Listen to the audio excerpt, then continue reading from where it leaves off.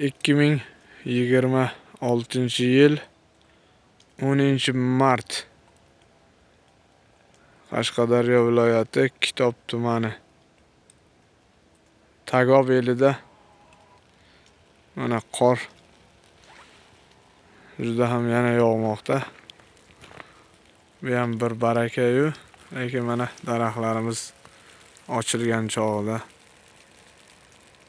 qorimiz ham yog'di. Hozir kamida 10 santimetr bo'lib qoldi. Ana shepirni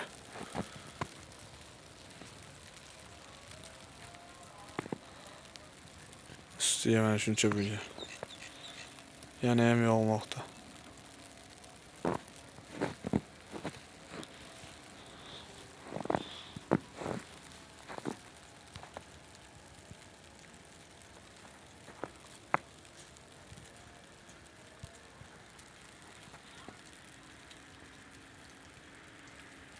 Ikki ming yigirma oltinchi yil 10-mart